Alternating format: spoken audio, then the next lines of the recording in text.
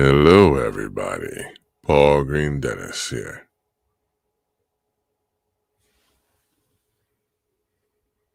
Hello. Hold on. StreamYard getting a little buggy. Make sure it is all good.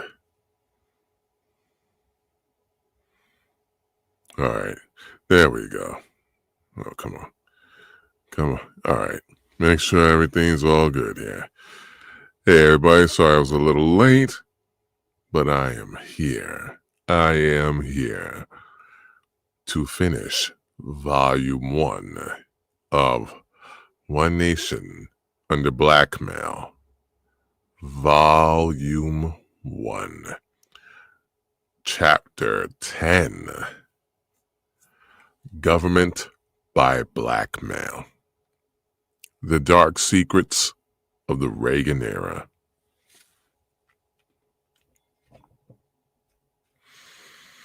And you can only imagine what they mean by Dark Secrets of the Reagan Era. Considering all the things that went down during that administration, what we've been learning, there's more to learn. I am your reading host here, Paul Greene-Dennis here. And come on, camera, come on. There we go. I'm going to finish off this first volume here and pick up volume 2 tomorrow. So what dark secrets are we going to find out of the Reagan era? Let's begin now. Chapter 10, Government by Blackmail. The Dark Secrets of the Reagan Era. First part. Roy could fix anyone in the city. Iran-Contra, Promise, BCCI, and related schemes of the Reagan era are clear examples of how the alliance between intelligence networks and organized crime resulted in both national and international business rackets with criminal elements. Such conspiracies largely succeeded thanks to individuals at the highest levels of government, particularly in the Justice Department, who worked to protect these rackets and the bad actors behind them. Much of the dirty laundry of these different criminal enterprises would be mopped up in the early 1990s by none other than William Barr, who started his career at the CIA and served as George H.W. Bush's Attorney General. Barr would play a major role in covering up Iran-Contra, Promise, and BCCI, as seen in his pardoning of Iran-Contra criminals, his patronage of the Boer Report, and its thwarting of indictments related to BCCI's 1991 collapse, respectively. Some have explained these specific scandals anyway, painting them as blights of the Reagan-Bush administrations and treating these intelligence organized crime rackets as isolated incidents. However, instead, it appears that these intelligence organized crime networks were so central to the national power structure by the time Reagan took office that the more well-known scandals of the era can be seen as business as usual for the period. Yet, lurking beneath Iran-Contra and other scandals that rocked the Reagan administration, there were darker and more nefarious activities that reached the highest levels of power during the same period, but received considerably less media attention. These other lesser-known scandals and crimes of the era show that, during the reigns of Reagan and Bush Sr., the rot reached all the way to the White House. Key power brokers in this sordid milieu included individuals intimately involved in the world of sex blackmail, who often bragged about their ability to fix and manipulate any politician or powerful individual they sought to influence for the benefit of intelligence agencies, organized crime, as well as their own personal gain. One figure emblematic of this side of Reagan-era politics is none other than Roy Cohn, whose ties to sex blackmail, organized crime, and the centers of American political power were already explored in detail in chapters 2 and 4.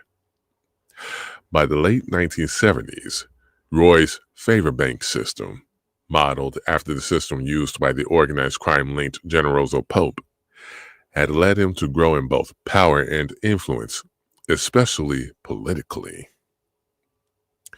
For instance, Cohn's birthday party in 1979 was attended by the important officials of the Democratic, Republican, and Conservative parties, most of the city's major elected officials, a number of congressmen, the chief judge of the district court, and Roy's usuals, who included his close friends, C. Newhouse, William Safire, and Donald Trump, among others. The party was hosted at the infamous Studio 54, whose owners were Cohn's clients. Studio 54 was known for its wild parties, semi-naked performers, and culture of open drug use, with Vanity Fair once describing it as the giddy epicenter of 70s hedonism, a disco hothouse of beautiful people, endless cocaine, and every kind of sex. The politicians, journalists, and celebrities invited to Cohn's exclusive parties, including those at Studio 54, were said to be those who had opened accounts in Cohn's favor bank. What? Cohn regularly took judges, elected officials, men and women of money and influence to the club. On at least one occasion, Cohn allegedly used a story about a government official's drug use at Studio 54 for political purposes. The official was Hamilton Jordan, Jimmy Carter's chief of staff, and Cohn was widely believed to be the person who leaked details of Jordan's alleged cocaine use at the club to the New York Times. As his political star rose, Cohn's ties to organized crime not only deepened, but became more public. He gained a reputation as a lawyer for kingpins of organized crime, counting mobsters like Tony Salerno of the Genovese crime family and Carmine Galante of the Bonanno crime family among his Rolodex of clients from the cities, the nation's underworld. Cohn had also developed even more powerful media connections than those he had first gained in his youth. Among Cohn's closest friends during this time was Barbara Walters, to whom Cohn often referred to as his fiancée in public, and whom he later introduced to the head of the U.S. Information Agency, Chad Wick, as well as other high rollers in the Reagan White House. Yet Walters was just one of Cohn's powerful friends in the media, a group that also included Abe Rosenthal, executive editor of the New York Times, William Safire, longtime New York Times columnist and New York Magazine contributor, and George Sokolsky of the New York Herald Tribune, NBC, and ABC. Oh, I'm loving it. It's so thorough, but yet so shocking what you learn. So shocking what the hell you learn. Cohn was also the attorney and friend of media mogul Rupert Murdoch, in Cohn's role in involving Murdoch in Contra-related propaganda on behalf of the U.S. government was discussed in Chapter 7. Cohn also continued to lean on his lifelong friend since high school, C. Newhouse Jr., to exert media influence. Newhouse's media empire had also grown in power and influence. It now counted among its assets publications such as Vanity Fair, Vogue, GQ, The New Yorker, and numerous local newspapers throughout the United States, as well as major interests in cable television. New York Magazine later noted that Cohn used his influence in the early 80s to secure favors for himself and his mob clients in Newhouse publications. Cohn's media confidants, like journalist William Buckley of the National Review and Firing Line, often attacked Cohn's political enemies, particularly longtime Manhattan District Attorney Robert Morgenthau, in their columns, using Cohn as an anonymous source. Buckley, along with Barbara Walters, Alan Dershowitz, and Donald Trump, would later serve as character witnesses for Cohn during his 1986 disbarment hearings, and all but Buckley would later draw controversy for their subsequent connections to Jeffrey Epstein. Yep.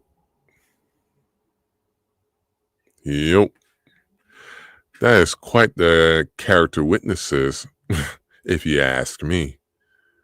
Some shady-ass characters, at best. Really, at worst, they're diabolical pieces of shit.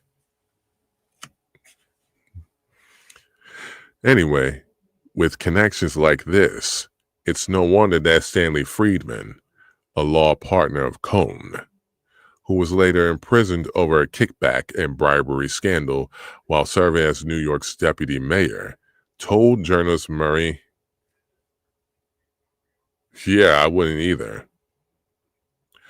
With connections like this, it's no wonder that Stanley Friedman, a law partner of Cohn, who was later imprisoned over a kickback and bribery scandal while serving as New York's deputy mayor, told journalist Marie Brenner in 1980 that Roy could fix anyone in the city. Roy Cohn's favor bank and his unique position as a liaison between the criminal underworld, the rich and famous, and top media influencers made him a force to be reckoned with. In particular, however, it assured his success as a major political fixer, and his power in this regard reached its zenith during Ronald Reagan's 1980 presidential campaign. In 1979, a year before the election, the New York Daily News reported that Cohn had emerged as the city's preeminent manipulator, a one-man network of contacts that have reached into the city hall, the mob, the press, the archdiocese, the disco jet set, the courts in the back rooms of the Bronx and Brooklyn where judges are made and political contributions are arranged. Former Congressman Neil Gallagher later remarked to Cohn's biographer Nicholas von Hoffman that Cohn was very important in the whole Reagan setup. Look at the number of judges who owed him allegiance through their appointments. Even today, you've got people sitting on the federal bench who kid, but they don't kid that Roy was their rabbi. Cohn's involvement in Reagan's 1980 campaign would be critical and decades later would also influence the political style and campaign of Cohn's protege, Donald Trump. During the 1980 campaign, Cohn would also meet another of his proteges, Roger Stone. Cohn infamously instructed Stone to leave a hefty bribe tucked in a suitcase at the doorstep of the Liberal Party's headquarters during the 1980 campaign, a dirty trick that helped Reagan win the state of New York. During this campaign, Cohn would also meet Paul Manafort, an associate of Stone's, and introduced both to Donald Trump. Manafort would later serve as Trump's 2016 campaign manager. Cohn's law partner, Tom Bolin, was also an influential force in the Reagan campaign and later chaired Reagan's transition team in 1980.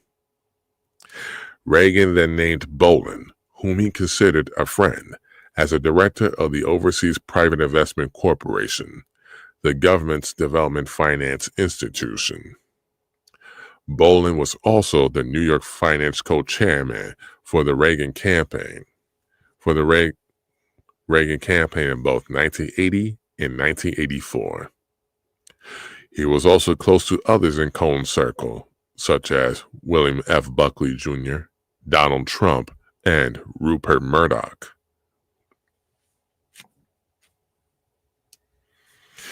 In 1989, roughly 3 years after Cohn's death, Bolin attended a party on Robert Maxwell's yacht, the Lady Ghislaine, alongside Donald Trump and literary agent Mort Janclow, who represented Ronald Reagan and two of Cohn's closest friends, journalist William Safire and Barbara Walters, among others. Furthermore, Bolin, like Cohn, was instrumental in securing federal judgeships for several individuals who would later become influential, including future FBI Director Louis Freeh. Freeh would later be hired by Epstein associate lawyer and Harvard professor Alan Dershowitz to investigate the Epstein scandal, where he allegedly harassed Epstein victims and was also involved in the cover-up of the Penn State child molestation and abuse scandal. My fucking God. Cohn was also able to get friends of clients appointed as federal judges, including Donald Trump's sister, Marianne Trump Barry. After Barry was appointed as a federal judge, Trump called Cohn to thank him for pulling strings on his sister's behalf. Though Cohn was not given a public position in the Reagan administration, he was not merely a dirty trickster who worked in the shadows of the Reagan campaigns. In fact, he worked closely with some of the more visible faces of the campaign, including the then manager of Reagan's 1980 campaign and later CIA director, William Casey. According to Christy Seymour, Cohn's longtime switchboard operator from the late 1960s up to his death in 1986, who listened in on his calls, Casey and Cohn were close friends, and during the 1980 campaign, Casey called Roy almost daily. In the early 1990s, Seymour would attempt to write a book about the call she overheard working for Cohn. News of the book was published by the New York Post in 1994 in a column by Cindy Adams, who wrote that Seymour monitored every call in or out, knew everything, everyone, knew where all the bodies were buried. 5 months later, Seymour was offed in a suspicious car accident, leaving her book unfinished. When Seymour's collaborator on the book, Jeffrey Schmidt, learned of Seymour's death and the circumstances surrounding it, he panicked, took a box of the notebooks that contained details of Cohn's calls, and burned them.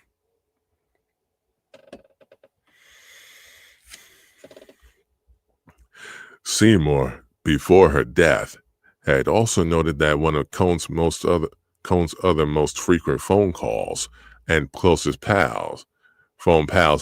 friends was Nancy Reagan, and she was also one of his clients. Reagan, whose influence over her husband was well known, was so close to Cohn that it was largely his death from AIDS that led her to encourage her husband to seek more funding for AIDS research.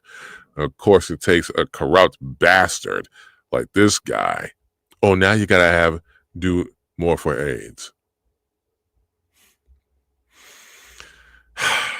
Anyway, Ronald Reagan himself was also a friend of Cohn's and, according to late journalist Robert Parry, lavished favors on Cohn, including invitations to White House events, personal thank you notes, and friendly birthday wishes over the course of his presidency.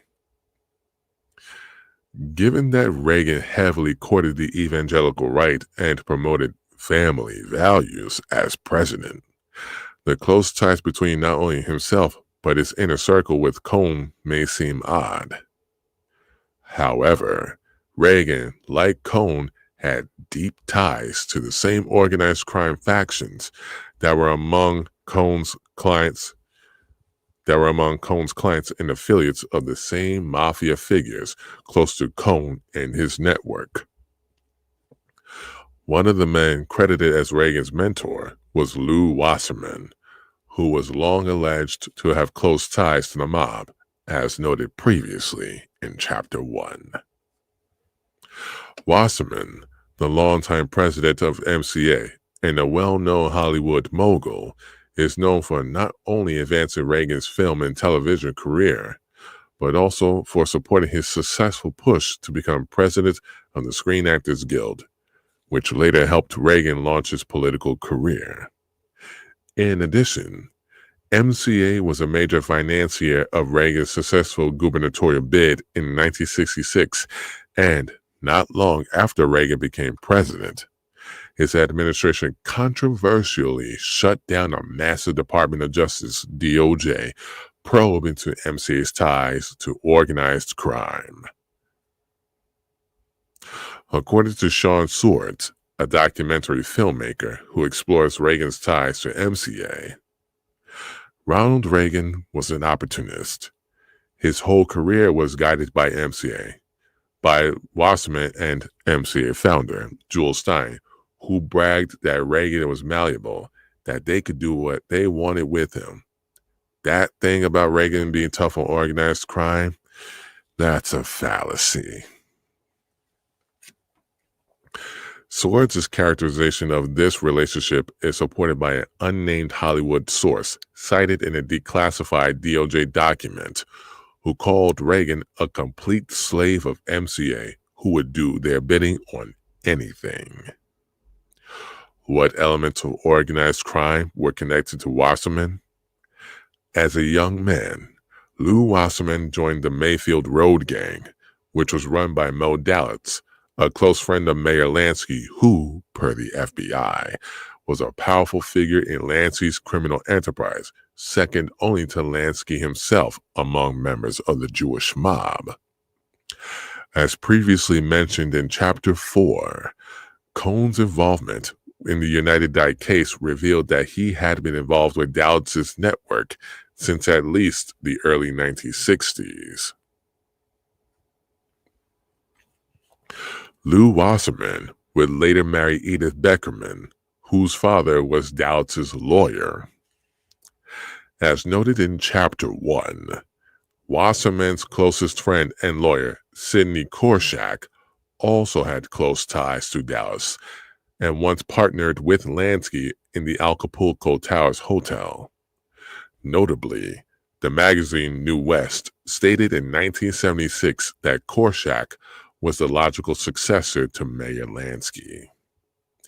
Korshak, as a lawyer, fit a niche similar to that occupied by Roy Cohn and gained a reputation as a bridge between organized crime and respectable society. In addition, the DOJ probe into MCA that the Reagan administration quashed had reportedly been launched after the Justice Department learned that an influential member of the Gambino crime family, Salvatore Pisello, was doing business with the massive entertainment company. At that time, the boss of the Gambino crime family, Paul Castellano, was a client of Roy Cohn. Everybody's this dude's client. If you're crooked, you're his client. As noted in the previous chapter, an MCA board member with ties to organized crime and the network behind the Inslaw affair Eugene Gianquinto, had bragged that he was responsible for the scuttling of DOJ probe in a wiretapped phone call.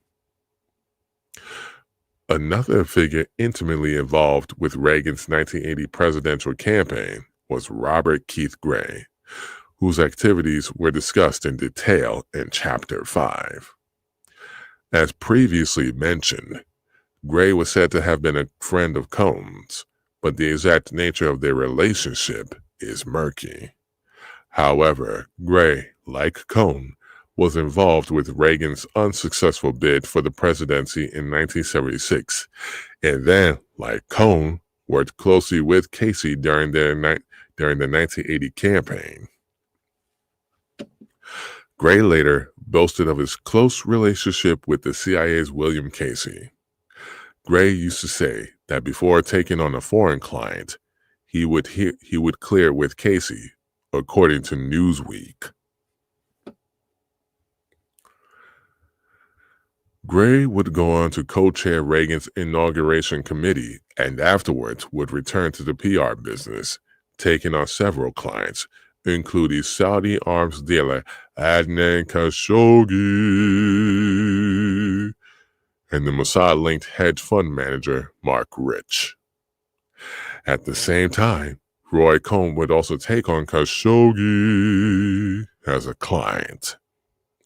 Shortly thereafter, as will be discussed in the next chapter, which will be tomorrow, Jeffrey Epstein would also take on Khashoggi as a client, which coincided with the genesis of the Iran-Contra affair.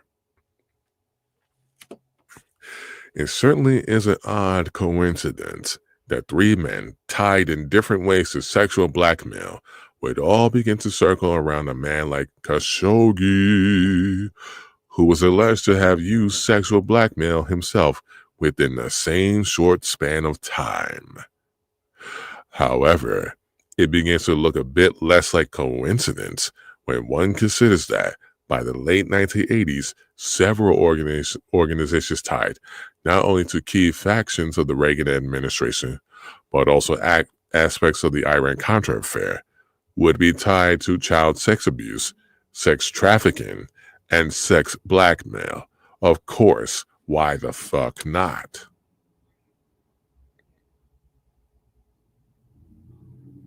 Disgusting. More overlap in these networks can be seen at a May 2nd, 1983 testimonial dinner hosted by B'nai B'rith's Banking and Finance Lodge at the Grand Hyatt Hotel in New York. The hotel, at the time, was a project between Donald Trump, Cohn's protege, and the organized crime-linked Pritzker family discussed in Chapter 1. So, by the way, that Pritzker family that we're talking about, that includes J.B. Pritzker, governor of Chicago. He's in that family too.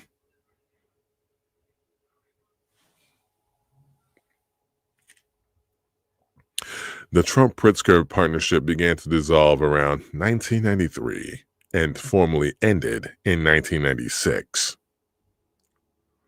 This testimonial dinner was in Roy Cohn's honor. The dinner's invitation states that it took special pride in this well-deserved public tribute to Cohn because he has been a tenacious champion of Israel's right to exist in peace and security and of American economic political support for Israel as well as his deep-rooted commitment of purpose on behalf of his fellow man. Right. Crooked. Israel's right to exist. It was also noted that he had received honors from the Jewish National Fund and Federation of Jewish Philanthropies. The latter group, 3 years later, would merge with the United Jewish Appeal, which was intimately connected to the philanthropic activities of Leslie Wexner and Wexner's mentor, Max Fisher, at the time. See chapters 13 and 14. The dinner invitation also notes that Cohn has been a long-time member of the Banking and Finance Lodge of B'nai B'rith, continuing a tradition established by his father, Justice Albert Cohn, who was president of the organization's New York-New England district. That Albert Cohn was a high-ranking member of B'nai B'rith, i.e., the president of its most influential chapter, has some significance. As early as 1978, the New York Times referred to the B'nai B'rith organization as one of the most powerful secret organizations in the United States that now exercises an immense influence in all matters of common interest to the Jewish community. To bind its members more closely together, the article continues. The seal of secrecy was stamped upon its proceedings, thereby following the example of the Masonic and other secret fraternities. Though a history of B'nai B'rith is beyond the scope of this book, if indeed, as claimed in this 19th-century article, the secret society's origins were noble, by the 20th century, and definitely by the 1980s, its leadership had become dominated by powerful men with organized crime and/or intelligence connections. An early example would be Albert Cohn, whose ties were detailed in Chapter 4, serving as head of B'nai B'rith's most powerful chapter. At the time B'nai B'rith was hosting this dinner for Cohn, the organization's board of overseers included individuals with organized crime connections such as Edmund Safra and Edgar Bronfman, as well as Leslie Wexner's mentor, Max Fisher. As will be noted in Chapter 14, B'nai B'rith played a critical role in the creation of Wexner's main philanthropic organization, the Wexner Foundation. What's perhaps more significant about this dinner is the honorary chairman. 8 close friends of Cohn that populated his inner circle. Some have already been mentioned at length in relation to Cohn, including Donald Trump, Rupert Murdoch, and Stanley Friedman. Others, such as Hold It, George Steinbrenner, were also well-known friends and clients of Cohn. Yes, George Steinbrenner, late owner of the New York Yankees, that George Steinbrenner. Another, Gerald Schoenfield, was described as the most influential figure in the theater business, credited with reinvigorating Broadway. Another honorary chairman, Maxwell Rabb, had previously been a secretary to President Eisenhower's cabinet, where he was succeeded by Robert Keith Gray, and to whom Rabb left his secretary. After leaving the White House, Rabb was involved in a business deal with organized crime-connected investors like Jack Cooper and frontman for Meyer Lansky. He also served on the board of directors of a company founded by Lansky frontman Louis Chesler. At the time of the 1983 dinner, Rabb was U.S. ambassador to Italy and was later accused of involvement in aspects of Iran-Contra. He was also described by the New York Times as a longtime acquaintance of one of Roy Cohn's clients at the time, Adnan Khashoggi.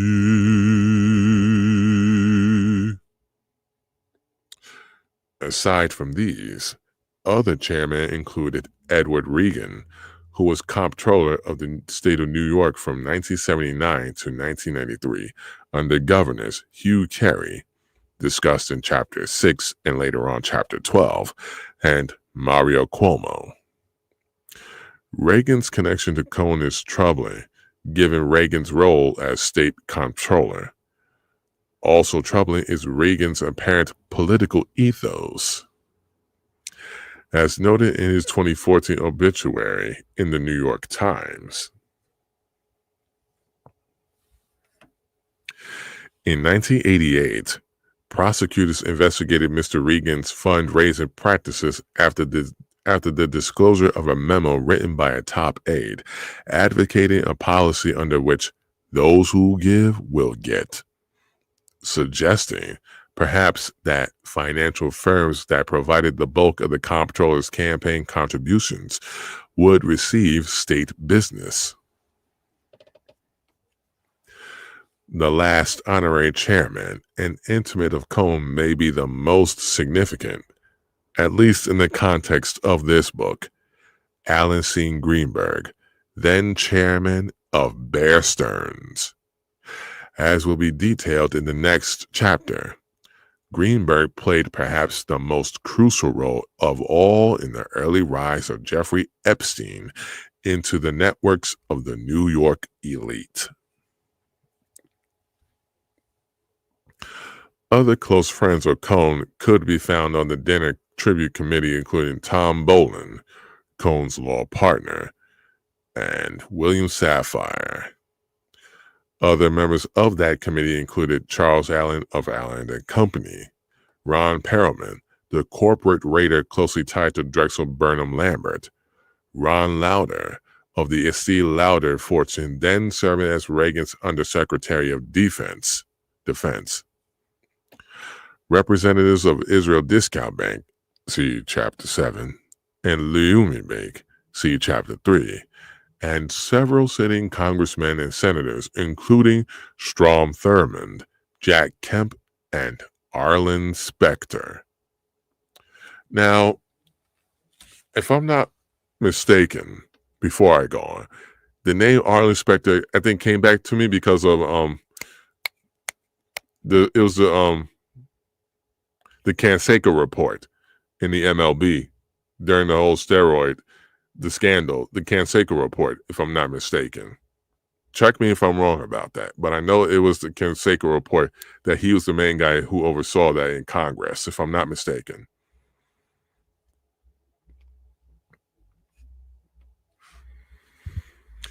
Moving on to the next section, Covenant House and Americares. Woo! Now we're getting into the Archdiocese portion.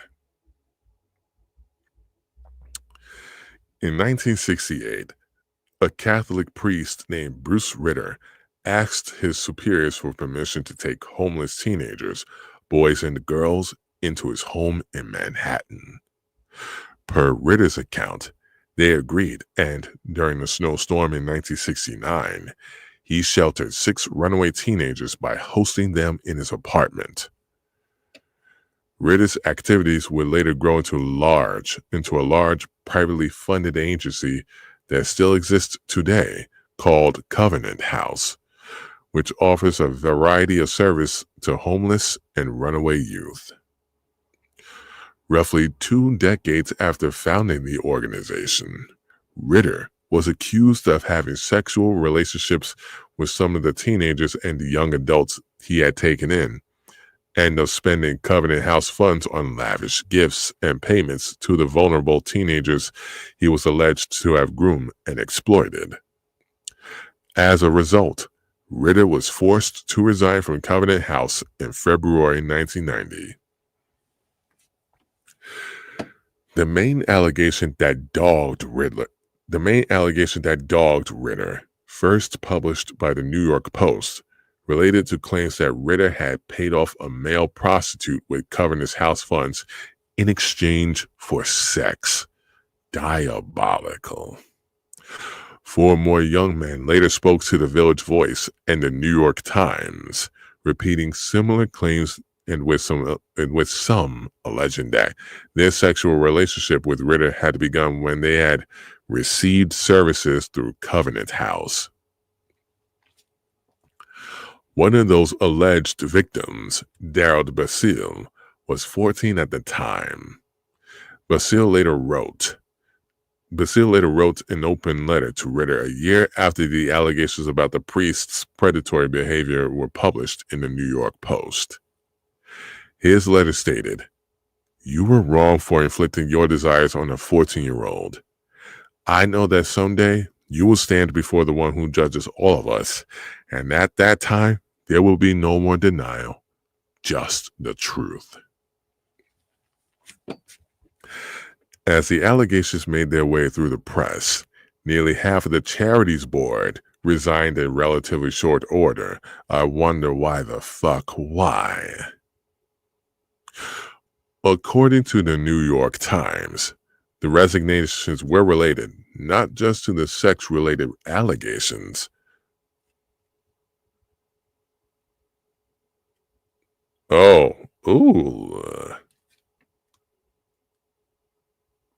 According to the New York Times, the resignations were related not just to the sex-related allegations, but also to the discovery of a secretive fund set up by Father Ritter that made loans to 2 board members who have since resigned and to others.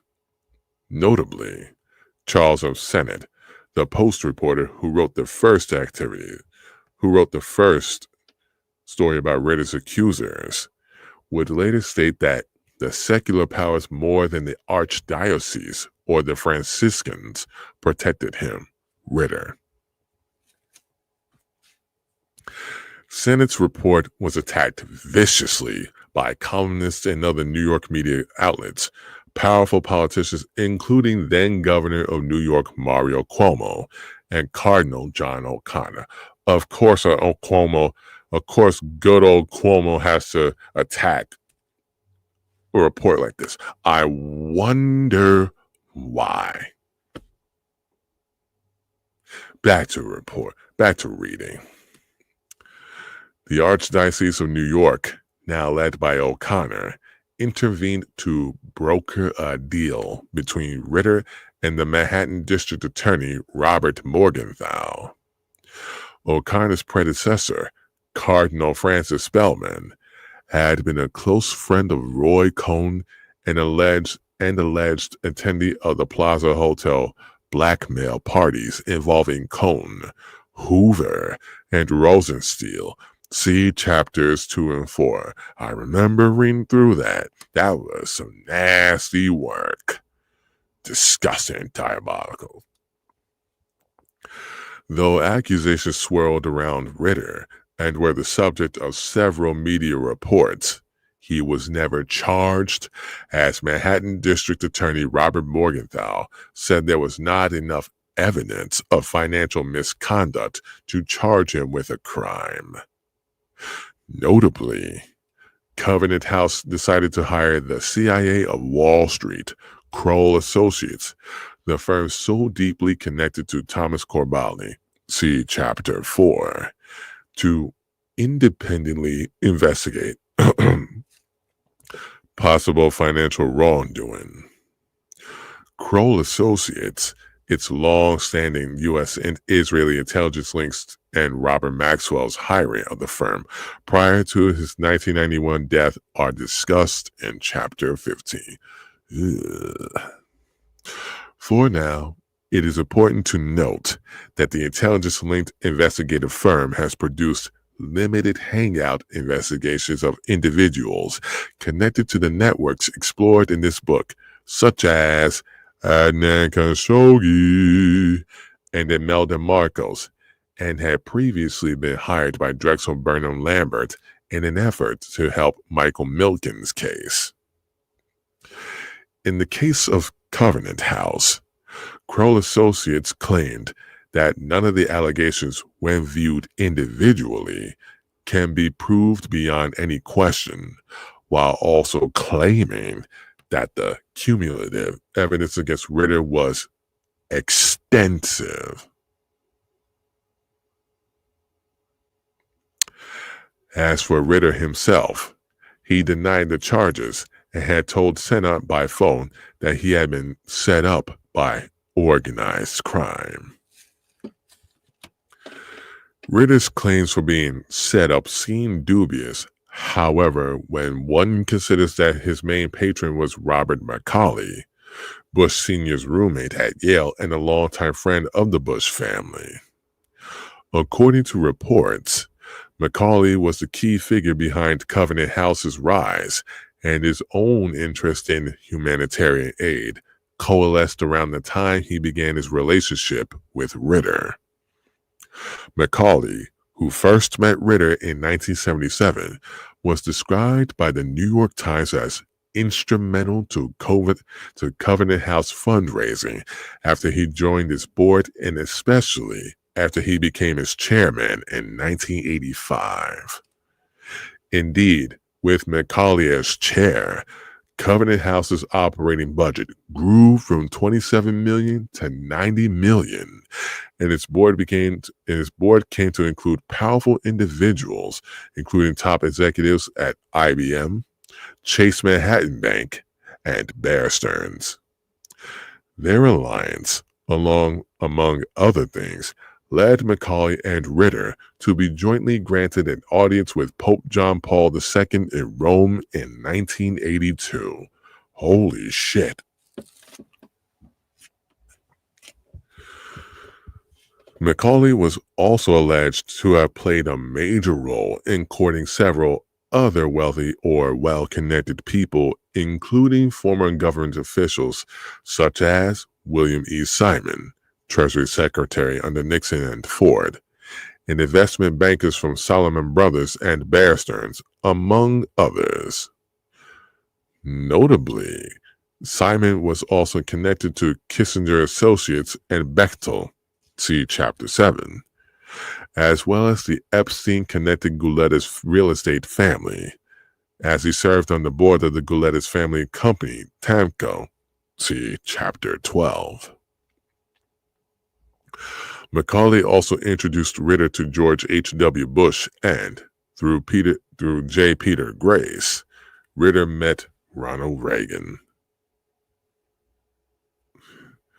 Both Bush and Reagan publicly praised Ritter during the Reagan administration, including during the 1984 State of the Union address, which Ritter attended and where Reagan praised Ritter as an unsung hero.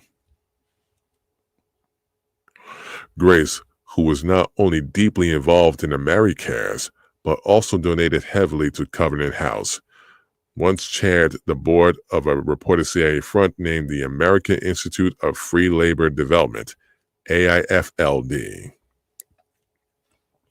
and was also the former head of United Fruit United Brands, which had CIA links during his tenure. United Fruit United Brands would later be led by Eli Black, father of corporate raider and Epstein associate Leon Black, and after Black's alleged suicide, would be controlled by Leslie Wexner's mentors, Max Fisher and Alfred Taubman. See chapters 13 and 14. McCauley's organization, the AmeriCares Foundation, which was later accused of funneling money to the Contras and Central America, was one of the main sources of funding for Covenant House. Bruce Ritter himself was also tied to AmeriCares, serving as vice president of AmeriCares until he was forced to resign from Covenant House.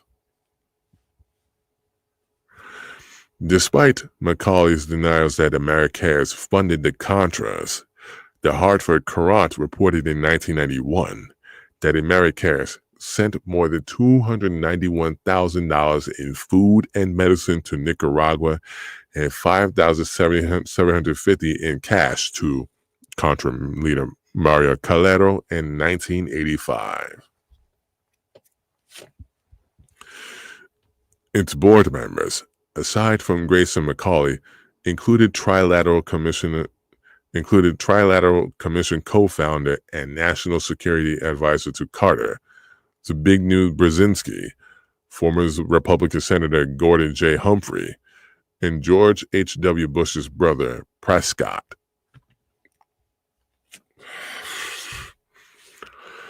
After George H.W. Bush died, Americare stated that he had been instrumental in founding the Health-Focused Relief and Development Organization. Another Americare's board member, whom Macaulay would later bring to Covenant House, was William E. Simon, the aforementioned former U.S. Secretary of the Treasury. Simon also ran the Nicaraguan Freedom Fund, which sent aid to the Contras, and was also tied to Reverend Sun Myung Moon's Unification Church. Americas was also funded by the Unification Church and was deeply connected to the Catholic organization, the Knights of Malta. William Simon, Roy Cohn's law partner, Tom Bolin, and former CIA Director William Casey were also members of this group. At the time, the president of the Knights of Malta's American branch was J. Peter Grace. Americares was also known to have connections to U.S. intelligence. As the Hartford Courant noted in 1991, knowledgeable former federal officials, many with backgrounds in intelligence work, help Americas maneuver in delicate international political environments. Also suggestive of intelligence connections is the fact that Americas frequently used the CIA-linked Southern Air Transport for many of its flights, including flights it made during the Gulf War to Kuwait, and to Iran in the early 1990s. Southern Air Transport, a few years later, would become intimately involved with Leslie Wexler's The Limited and Jeffrey Epstein. See the end of this chapter and chapter 17.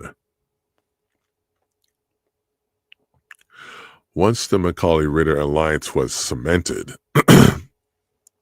Covenant House seemed to become enmeshed in similar intelligence-linked networks. For instance, as Covenant House grew into an international organization, its first branch in Central America was opened in Guatemala and was headed by Roberto Alejos Arzu, a CIA asset whose plantation had been used to train the troops used in the CIA's failed Bay of Pigs invasion in Cuba.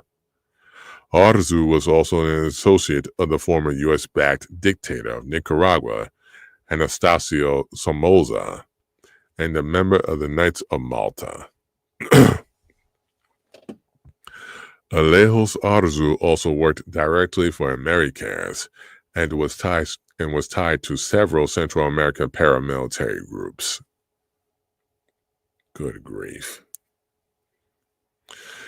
Intelligence community sources cited by Franklin Cover-Up author John DeCamp asserted that the Alejos Arzu-led branch of Covenant House procured children for a pedophile ring based in the United States. A few years later, Mi Casa, another U.S.-run charity in Guatemala that George H.W. Bush had personally toured with his wife Barbara in 1994, was accused of rampant pedophilia and child abuse.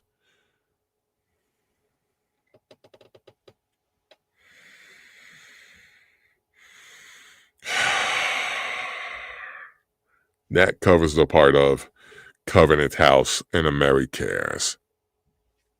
Now we get to the secrets of Larry King and Craig Spence.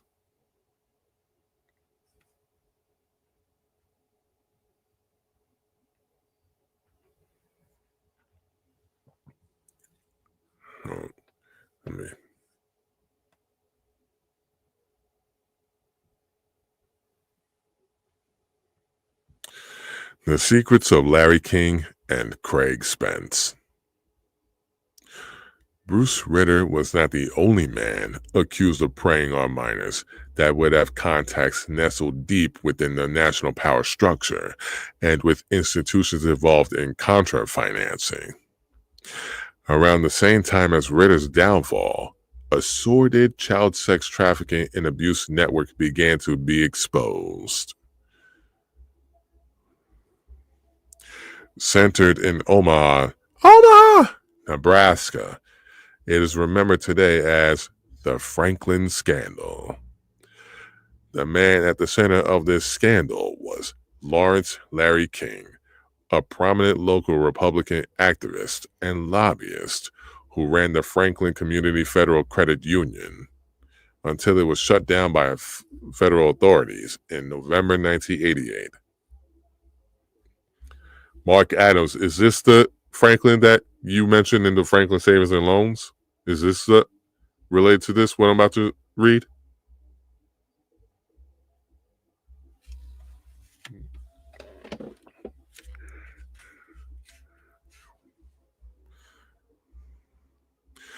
According to journalist and author Nick Bryant, the earliest mention of King in the press was 1973, when the Omaha Sun reported that King had served in the Air Force from 1965 to 1969, where he worked as an information specialist and handled top secret military communications.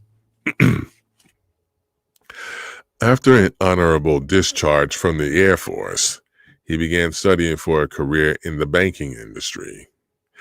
At age 25, he joined a management training program at First National Bank in Omaha.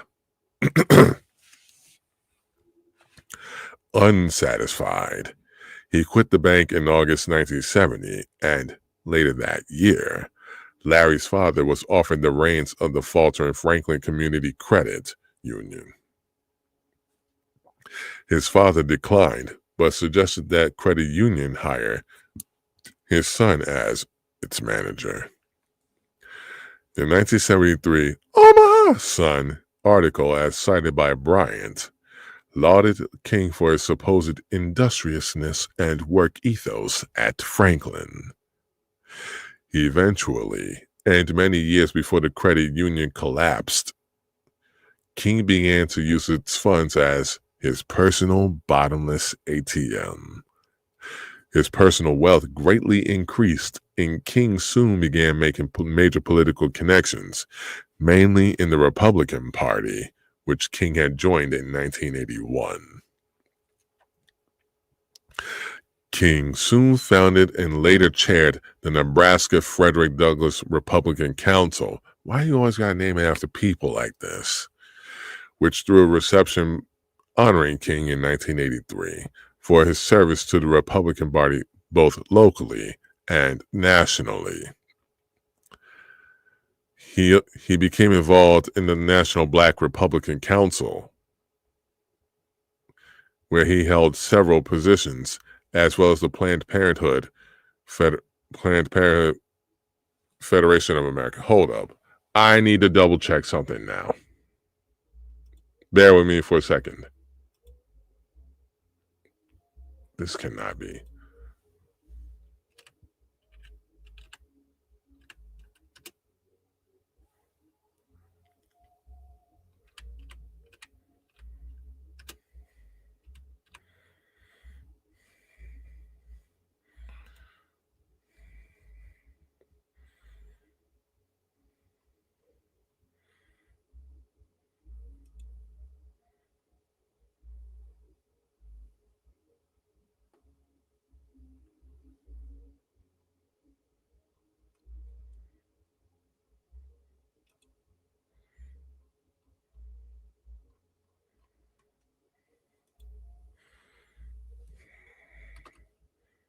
I'll find it later.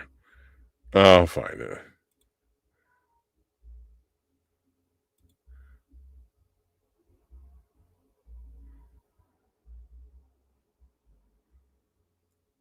I'll find it later. Yeah, I had to double check something. I'll find it later. I'll find it later.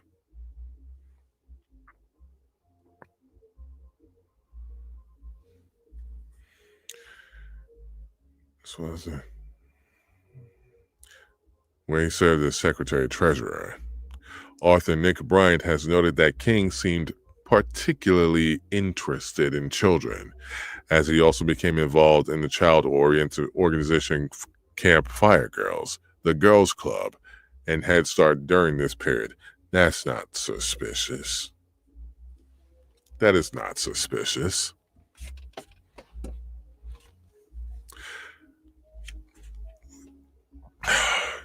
By the late 1980s, King was hosting parties attended by major political figures, such as Supreme Court Justice Clarence Thomas, as well as Congressman Jack Kemp, a friend of Cohn's, and Hal Daub, who represented Nebraska, had a stint on Franklin's advisory board, according to Nick Bryant. King also donated to Daub and held a fundraiser for him, while also generously donated to Republican K.O.'s campaign for Nebraska governor.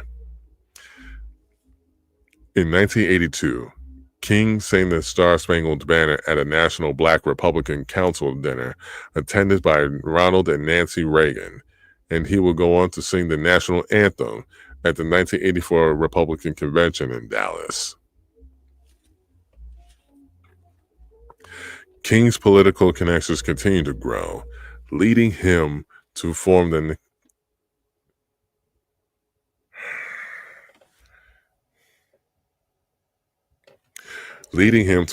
Council of Minority Americans.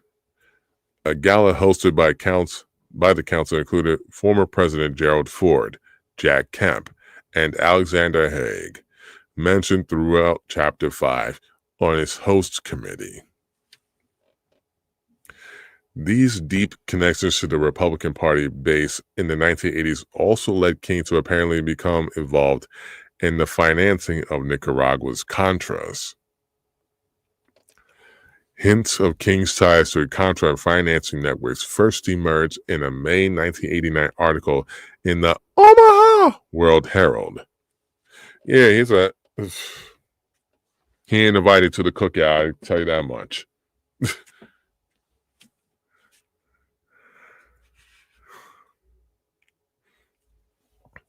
Which states that in the 6.5 months since federal authorities closed Franklin, rumors have persisted that money from the credit union somehow found its way to the Nicaraguan Contra rebels.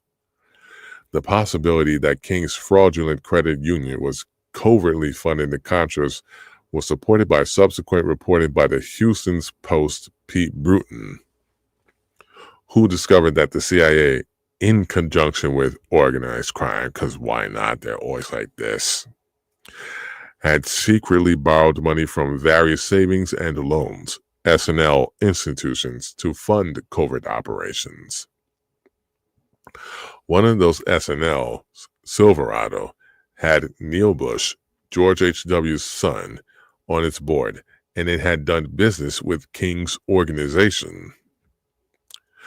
Another link between King and the Iran-Contra affair is King's donation of over $25,350 to an organization affiliated with the Reagan administration, Citizens for America, which sponsored speaking trips for Oliver North and Contra leaders. The group was said to have been one of the conservative Washington-based groups that advised former Lieutenant Colonel Oliver L. North and helped develop a base of citizen support for him. Other groups in this orbit included the aforementioned AmeriCares. The then chairman of the group, Donald Devine, stated that they supported the Reagan administration's effort to supply the Contras with U.S. military aid, but did not directly funnel money to the rebels. An officer at Citizens for America at the time was David Carman, who, after leaving the group, ran a public relations firm called Carman, and Hugel with his father, Gerald, who had been appointed by Reagan to head the General Services Administration and then appointed to his subsequent ambassadorship, and the former head of covert operations at the Casey-led CIA, Max Hugel.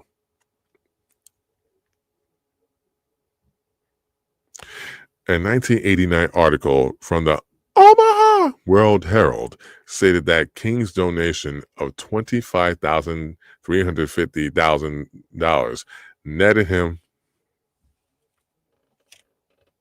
I bet it was, netted him access to Citizens for America's Founders Club. Other members of the group's founders included Ivan Boesky, the insider trader tied to Drexel Burnham Lambert, and the corporate raider T. Boone Pickens.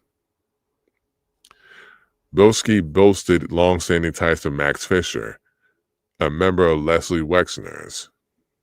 Pickens was a major shareholder in Occidental Petroleum, which was run by Armand Hammer, and somewhat involved in BCCI's entry into the U.S. financial system. See Chapter 7. King made the $25,350 donation in 1987 and also made other gifts to the organization. A lawsuit filed against King by the National Credit Union Administration alleged that the large donation had been made with money he had looted from the Franklin Credit Union. King's donations to Citizens for America made up roughly half of the approximate $55,000 King spent on political donations in total before Franklin's collapse. King's criminal activities extended far beyond the looting of the credit union he managed, although it would be the investigation into the credit union that would help expose his other acts. In reality, King was a key pimp in an interstate pedophile network that trafficked mostly vulnerable children, particularly orphans from Boys Town, Nebraska, across the United States. So fucking disgusting.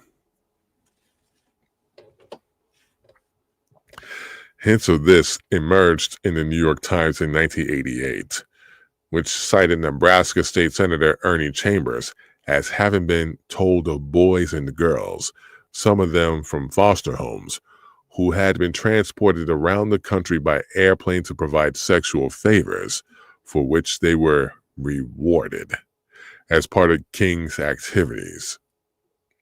The New York Times also cited various law enforcement sources as stating that money laundering and drugs were also part of the investigations.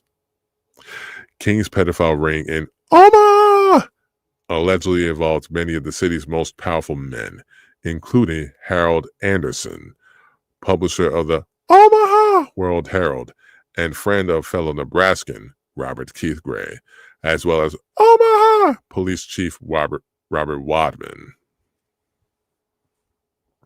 Then Attorney General of Nebraska Robert Spire was also a friend of King's who attended King-hosted parties. Spire was later accused of sitting on allegations related to King's criminal activities.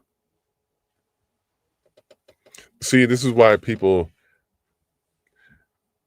as much as we want to get to the bottom of the Epstein thing, this is just like, at this point, I'm going to say it's fucking disgusting common practice at this point.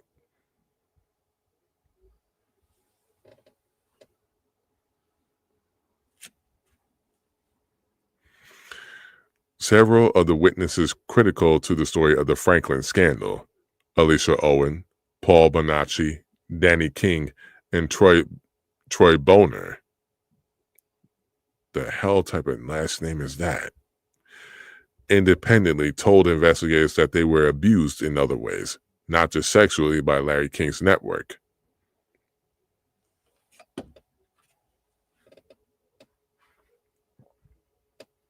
Per their accounts, they were victims. They were also victims of sadistic physical abuse, which included suffering from whippings, knife wounds, and cigarette burns. Fuck this guy. Fuck all the people involved in this. Fuck the people that were doing this to these. Fuck these. Yeah. Some of the witnesses revealed that they had seen other children at King's parties and orgies who had claimed to have been kidnapped from their homes, some as young as 12. At least one told of a child whose molestation, torture, and subsequent murder were all filmed by King and a group of adults.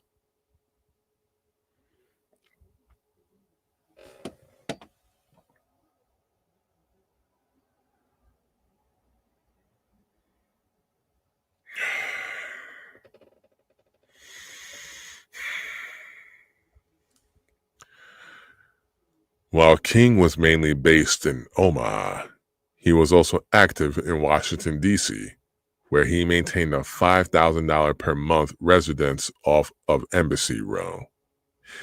Intimately related to King's D.C. activities was a man named Craig Spence.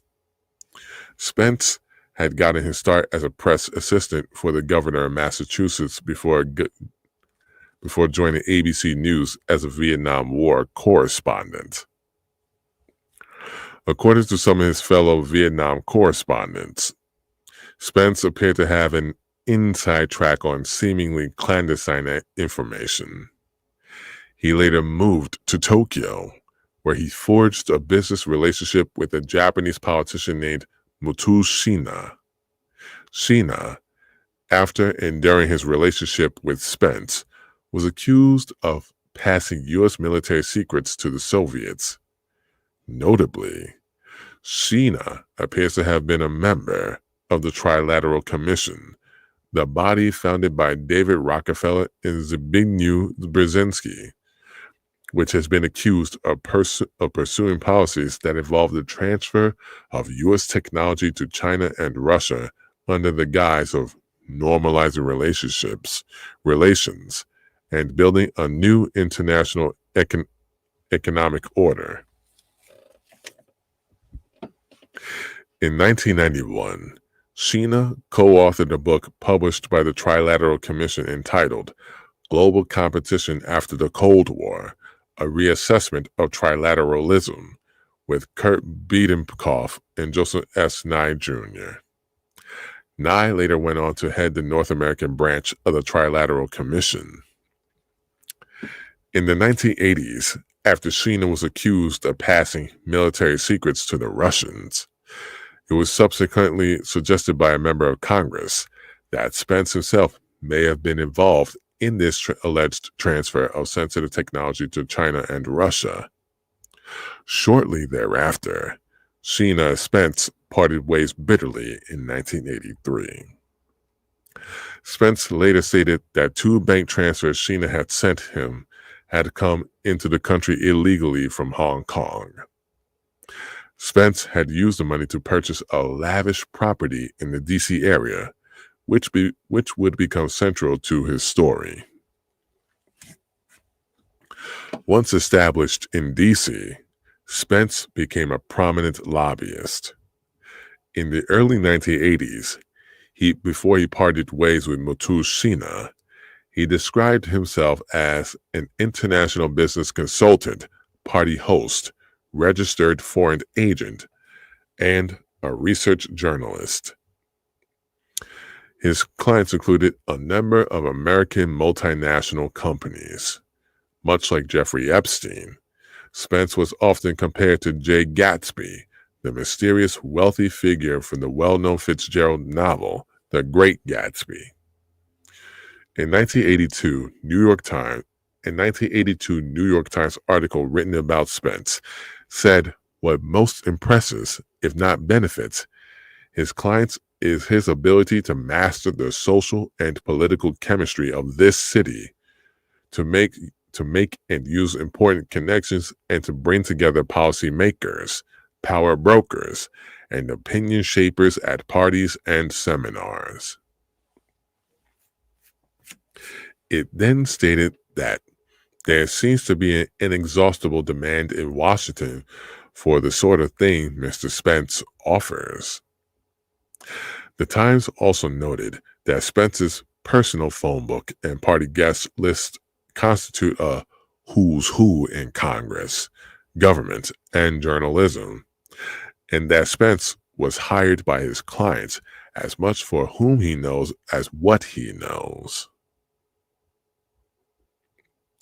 Spence also had a reputation for throwing lavish parties, which the Times described as glittered with notables, from ambassadors to television stars, from senators to senior State Department officials.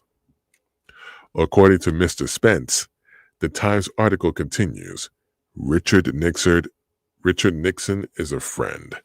So is former Attorney General under Nixon, John Mitchell.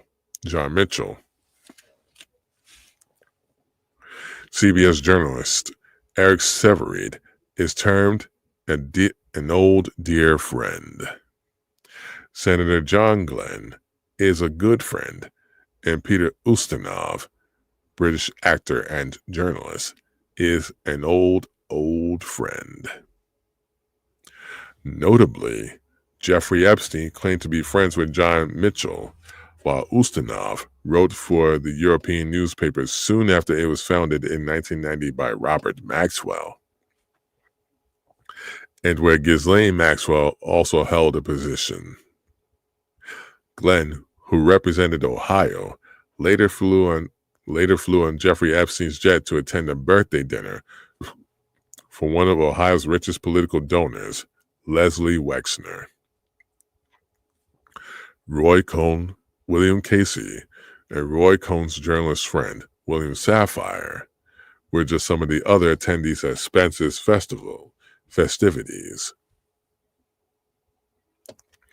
Cohn, it turns out, was another good friend of Spence's, and Spence had hosted at least one birthday party for Roy Cohn at his D.C. area home. It was revealed just 7 years after the New York Times published its doting profile of Spence that his glittery parties for key officials of the Reagan and Bush administrations, media stars, and top military officers had been bugged in order to compromise guests.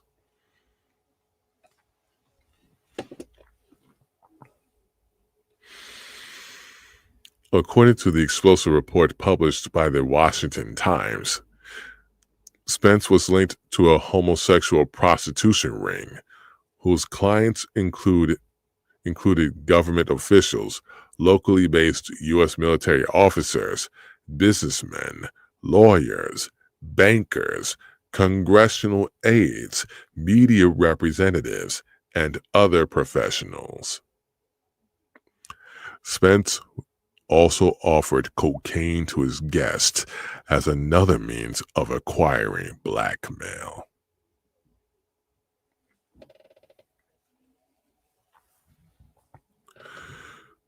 According to the report, Spence's home was bugged and had a secret two-way mirror, and he attempted to ensnare visitors into compromising sexual encounters that he could then use as leverage. Disgusting. One man who spoke to the Washington Times said that Spence had a limousine into his home, which took him to a party where several young men tried to become friendly with him. According to John DeCamp, Spence was known to offer his guests young children for sex at his blackmail parties.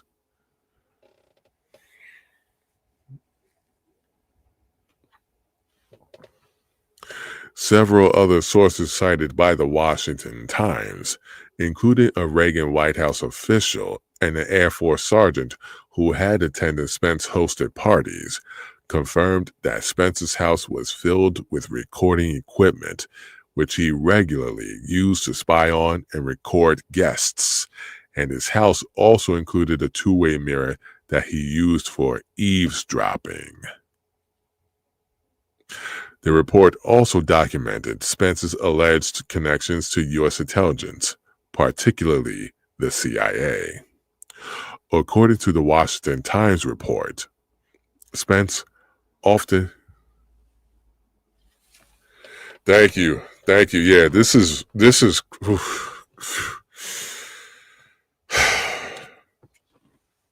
Holy.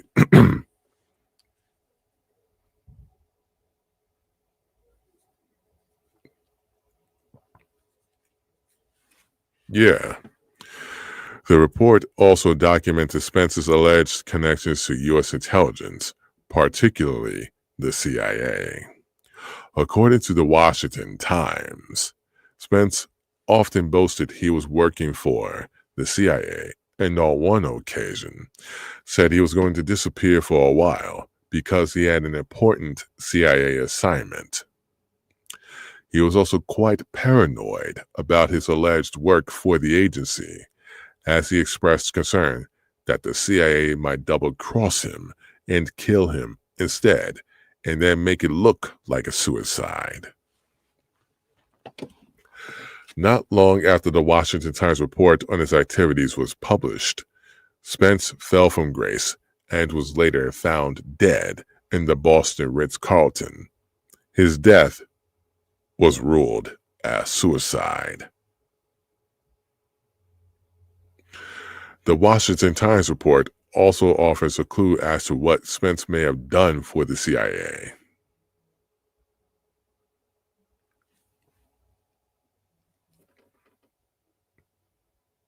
No. I'm doing a live reading.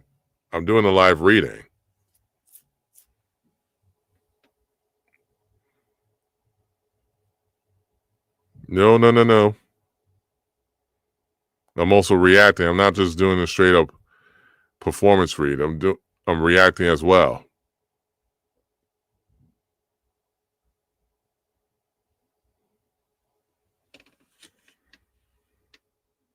Nope.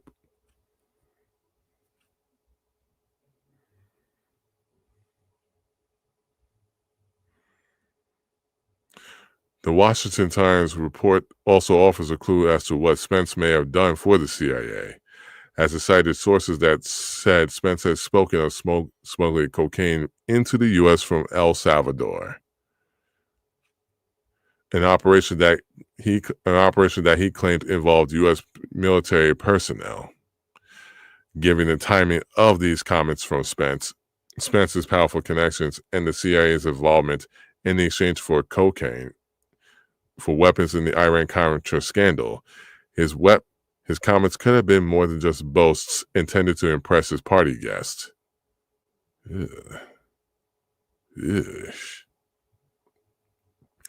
One of the most critical parts of the scandal surrounding Spence, however, was the fact that he had been able to enter the White House late at night during the George H.W. Bush administration with young men from the Washington Times described as call boys. After his fall from grace, Spence later stated that his contacts with the White House, which allowed him and his call boys after-hours access, were top-level officials, and he specifically singled out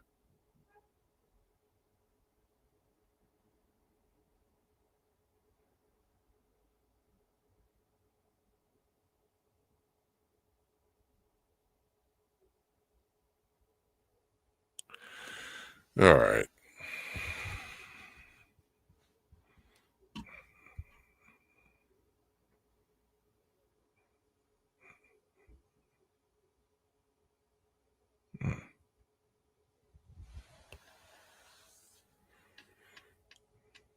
Okay.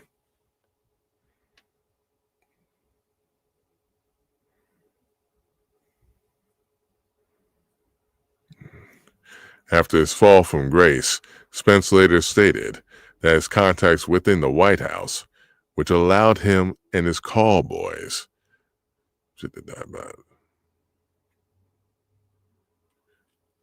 after-hours access, were top-level officials, and he specifically singled out George H.W. Bush's then National Security Advisor, Donald Gregg. Gregg had worked at the CIA since 1951 before he resigned in 1982 to become National Security Advisor to Bush, who was then Vice President. Gregg denied Spence's allegations.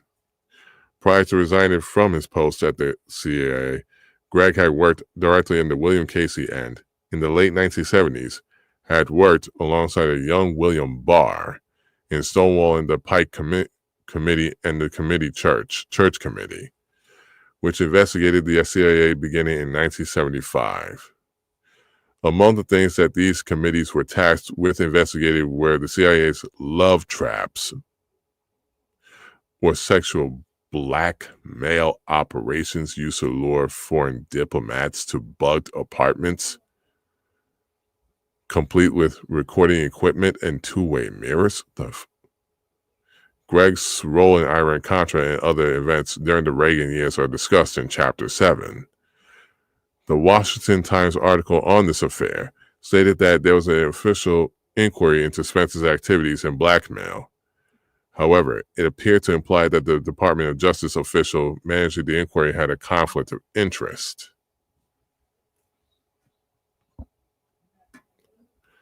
And I'll just stop it right there for now.